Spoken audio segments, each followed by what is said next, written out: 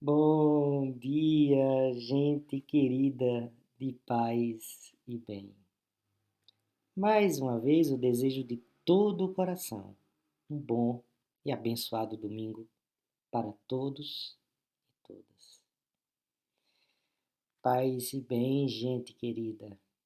Pois é, depois, né, da nossa enquete lá nos comentários do vídeo passado, atendendo a pedidos, vamos falar hoje sobre Apocalipse, né? Vamos falar sobre o Apocalipse. E de antemão, já me resguardando, eu quero dizer que eu não sou um biblista, não sou um especialista em Bíblia, menos ainda um especialista, né, em Apocalipse de João, né? Uma coisa mais específica. O objetivo, e esse foi a ideia que surgiu na, na nossa conversa no domingo passado, era tentar trazer uma nova luz sobre esse livro. E a partir, não é, de uma percepção, né, que eu tenho, uma impressão que me passa cotidianamente, que eu escuto de diversos lugares, de diversas pessoas, a ideia de que esses tempos que nós estamos vivendo são tempos apocalípticos, né? O mundo está se acabando, Jesus está voltando. Então, vamos conversar sobre isso. Acho que é interessante a gente trazer um, um olhar novo, né, sobre a revelação. E nesse sentido, tenho aqui já logo dizendo dois objetivos. Primeiro, não é, que a gente possa superar uma certa visão que se tem no senso comum sobre o Apocalipse. Tá? Uma visão que geralmente se tem, que é uma visão consagrada no senso comum. E, nesse sentido também, levar você a buscar conhecimento, aprofundar o conhecimento. Não dá em no máximo 30 minutos aqui a gente aprofundar esse tema, né? Esse livro fantástico, maravilhoso. Daria programas inteiros sobre. Mas, como digo, não sou um especialista em Bíblia, menos ainda em Apocalipse. Então, é dar aquele toque, aquele pontapé inicial para que você busque, né, conhecimento. No final do vídeo eu vou dar uma sugestão, tá?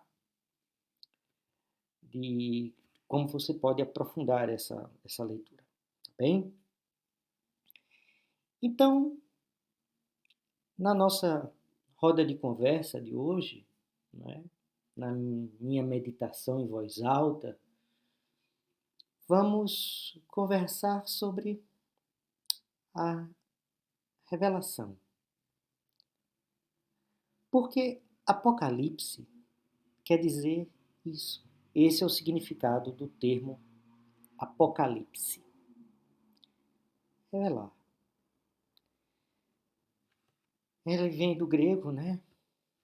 Apocalipse quer dizer tirar, né, o véu, tirar a cortina, afastar, né, aquilo que está encoberto, revelar, assim, coisas que estão ocultas. E vamos ver o que é que está oculto, né? Sabendo, como eu disse, né, acho que o Apocalipse é um gênero literário, tá? Existem apocalipses, vamos dizer assim, no Antigo Testamento. E é um gênero literário dentro da experiência profética. Mas é interessante observar que o Apocalipse, os textos apocalípticos, este gênero, surge no Antigo Testamento na experiência mesmo do cativeiro da Babilônia. Ou seja, diante da força do império e da sucessão de impérios, que a história, né, fez submeter aquela região lá da Palestina. Então, é como se, diante daquele contexto, o profeta ou a comunidade percebesse ou sentisse a necessidade de colocar um texto cheio de signos, de uma linguagem carregada de simbolismo, no sentido de apontar ou revelar coisas. E é nesse sentido que a gente precisa ver também o Apocalipse de João. Né? Qual o contexto em que ele acontece?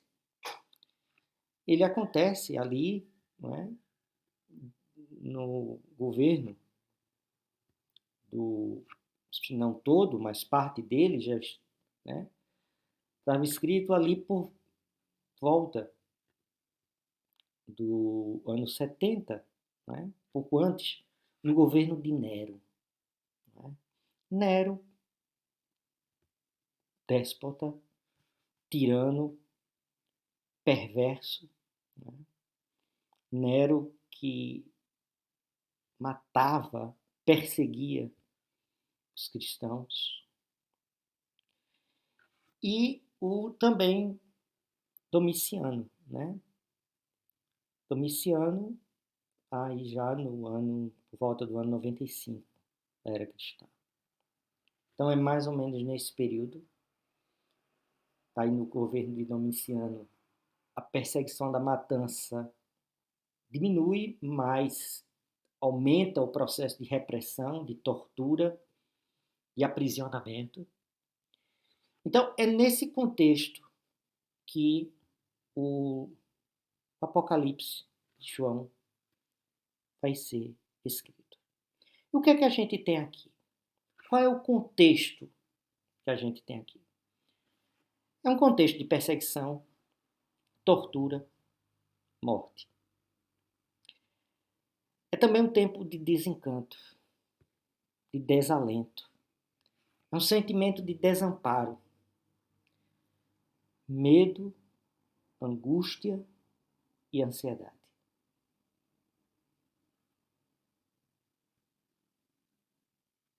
Se a gente fizer uma ponte destes sentimentos daquelas comunidades, né, e de hoje, a gente vai ver que tem muita coisa. E por que esse desamparo? Primeiro porque não se tinha uma igreja, uma instituição organizada. Era tempo de guerrilha, de perseguição, de luta, de gente se escondendo, de gente sendo perseguida, de gente sendo morta, presa, torturada, né? Falando coisas na tortura e isso fazer com que outras pessoas fossem perseguidas.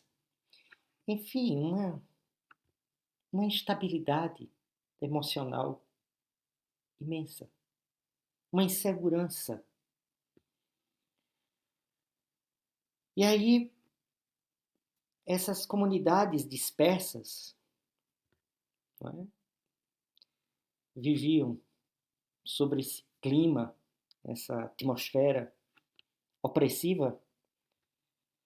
Eles viam que aqueles que foram testemunhas do Cristo, da experiência do ressuscitado, estavam morrendo. Alguns morrendo dentro, né, do próprio processo de repressão. Não eram mortes naturais. Longe, longe disso. E da outra parte, esse anúncio da parousia, da volta iminente, da segunda volta de Jesus, da volta iminente de Jesus, segunda vinda, não acontecia. E isso provocava mais angústia. Será que é verdade, gente? Prometeu que vinha, mas até agora não veio. E agora? Quando é que vai vir? Como é que vai acontecer? Quando? Esse povo vivia tempos muito difíceis, em certo sentido, mutatis mutantes, muito próximo aos tempos de hoje. O que a gente tem é um império aqui, Império Romano, cada vez mais repressivo, cada vez mais sobre a visão do inabalável. Um império para 1000 anos, um império de 1000 anos, um império armado, um império organizado, disciplinado, tecnicamente para matar, destruir, dizimar. Jerusalém e o seu templo destruído. Povo disperso. Diante disso, o Apocalipse de João, ele se coloca. Ao longo do tempo, é bom que se diga, o Apocalipse de João foi um livro controverso, né? Lutero teve suas relutâncias em colocar ele no cânon, e não por acaso, e não só ele, né? Já no segundo século, terceiro século, as pessoas questionavam. Algumas comunidades, né, colocavam esse livro, outros não. Achavam, inclusive, que era um texto que criava mais controvérsia do que mensagens, né, de evangélicas, né? Mensagens realmente de Deus, mensagem que as comunidades pudessem tirar proveito, por conta do seu estilo, por conta da sua forma. E aí vamos ver, né, agora, diante desse quadro histórico em que o Apocalipse de João surge, como a gente pode percebê-lo, né? Primeira coisa, primeira chave de leitura, ou seja, como a gente pode acessar esse texto, como é que a gente pode se aproximar dele.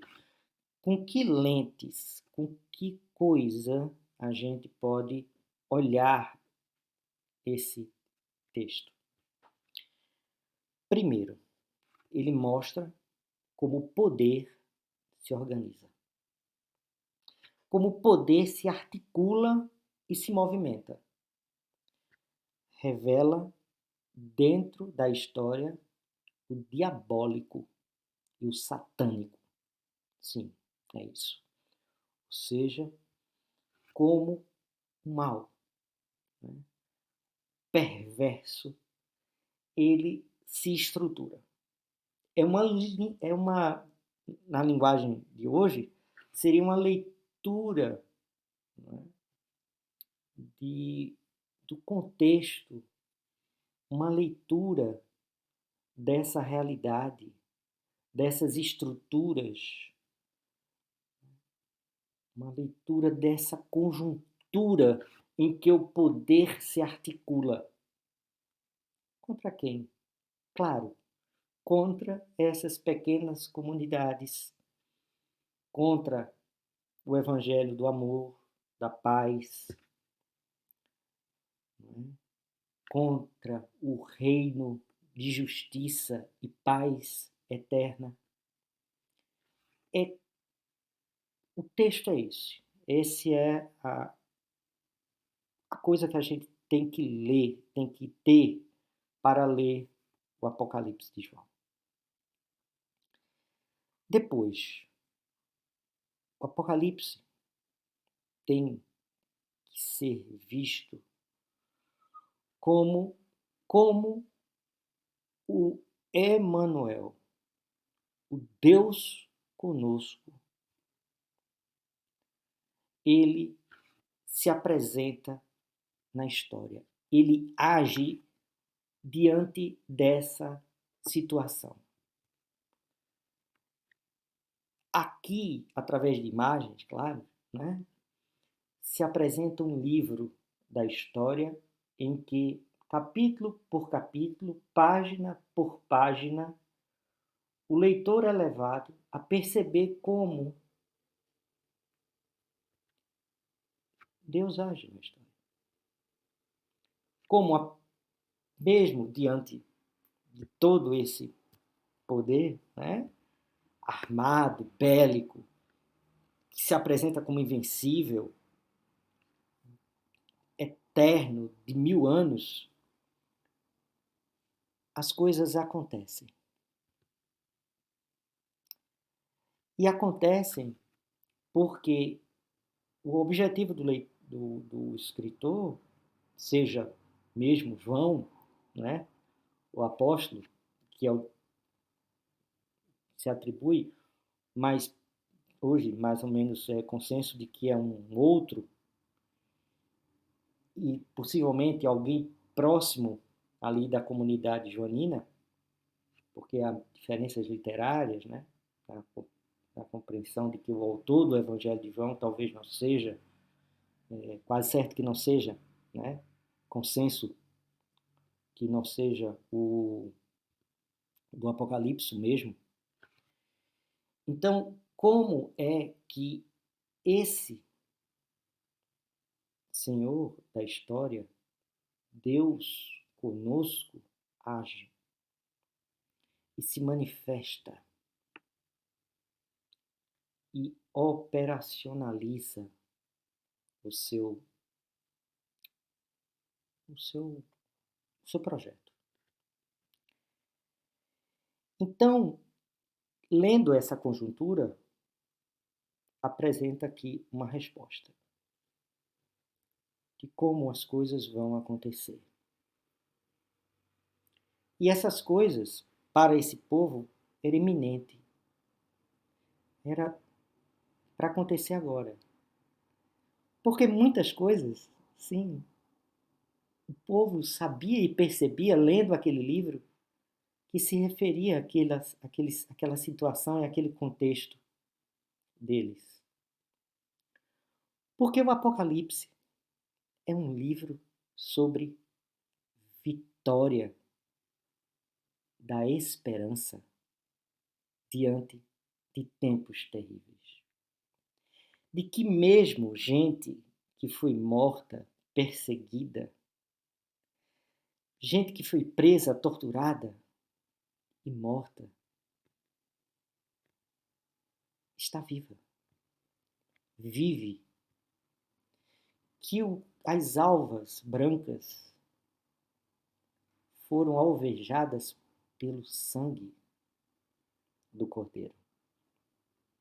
São imagens poéticas, são cânticos que se elevam. E o povo cantava afinal. Aqui, a apoteose, o final, é a Jerusalém celestial. E eu vou logo dar um spoiler, né, para quem não leu ainda o Apocalipse. Nessa Jerusalém celestial, ela não tem templos, porque a presença de Deus está em todas as coisas. A presença de Deus se faz em todas as coisas. Nem aqui, nem no templo, mas em espírito e verdade. Tá? No Evangelho de João. Ou seja, é um mundo da concretização de um projeto que há de se realizar. Então, essa é a nova Terra, esse é um novo universo, esse é um novo mundo, um mundo ressurreto, como é o vidente anunciado. Porque lá no início do livro ele diz: não temas, eu sou o primeiro e o último, o vivente. Eu fui morto, mas estou ressuscitado. Não temas. O objetivo do Apocalipse é vencer o medo, é matar a morte, é dizer que a vitória é certa e que, por mais que ontem e hoje a tribulação aconteça, a gente está do lado certo da história. E a gente faz a história na medida em que a gente canta. E é nesse sentido que eu gostaria de trazer um canto. Na verdade, um texto que poderia estar no Apocalipse de João, mas né, que foi escrito por João Nogueira e Paulo César Pinheiro, As Forças da Natureza. Um texto que, para mim, é o Apocalipse. É um texto apocalíptico. E vocês vão entender agora por que eu falo isso. O que é que ele apresenta? Eu vou ler o texto, a letra dessa música, né, que foi consagrada, né, como um samba, né? O próprio João Nogueira cantou, a Clara Nunes também consagrou, enfim, é uma música linda. Quem quiser pode procurar aí no YouTube que tem, tá? As Forças da Natureza. Quando o sol se derramar em toda a sua essência, desafiando o poder da ciência para combater o mal. E o mar, com suas águas bravias, lavar consigo o pó dos nossos dias, vai ser um bom sinal. Os palácios vão desabar sobre a força de um temporal e os ventos vão sufocar o barulho infernal.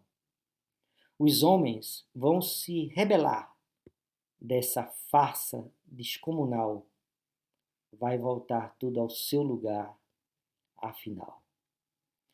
Vai resplandecer, uma chuva de prata do céu vai descer, o esplendor da mata vai renascer e o ar de novo vai ser natural, vai florir. Cada grande cidade o mato vai cobrir. Das ruínas, um novo povo vai surgir e vai cantar, afinal. As pragas, as ervas daninhas, as armas e os homens de mal vão desaparecer nas cinzas de um carnaval. É isso. Se me perguntarem o que é o Apocalipse, diria que nessa visão, né, dos elementos da natureza, das forças da natureza, é que as coisas adquirem um novo significado, retomam o seu lugar final. Tudo renasce das cinzas do carnaval, diante da ruína do antigo, da besta, das pessoas que estão em torno, das forças que estão em torno da besta, surge a Jerusalém celeste, onde não há templo, porque a presença de Deus se faz presente em cada coisa, em cada canto e em tudo. Fica aqui então a dica. Eu vou colocar também na descrição do vídeo, né, um vídeo sobre Apocalipse do CEBI Nacional, com esse sim, mestre, Carlos Mester, né, um biblista. Tive a alegria, a honra de participar de alguns cursos de formação com ele, mestre Carlos Mestre.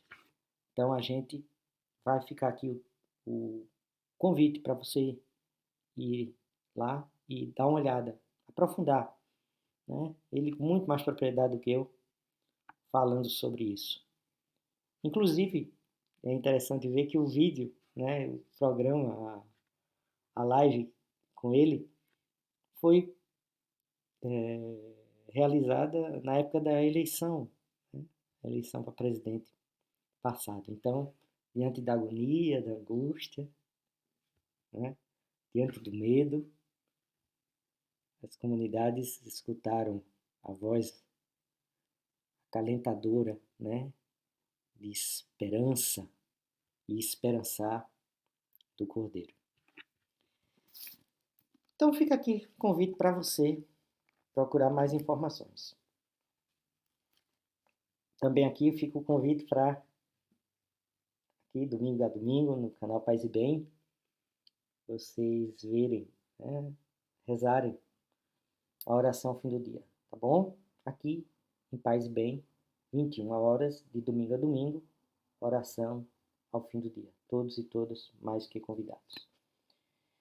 E, como sempre, a bênção para você, para sua vida, para sua família, para todas as pessoas.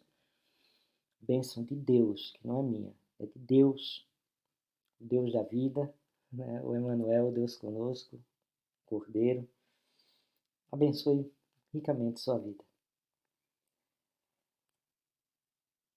Concede-nos, Senhor Deus, uma inteligência que te conheça, uma angústia que te procure, uma sabedoria que te encontre, uma vida que te agrade, uma perseverança que te espere com confiança e uma confiança que te possua.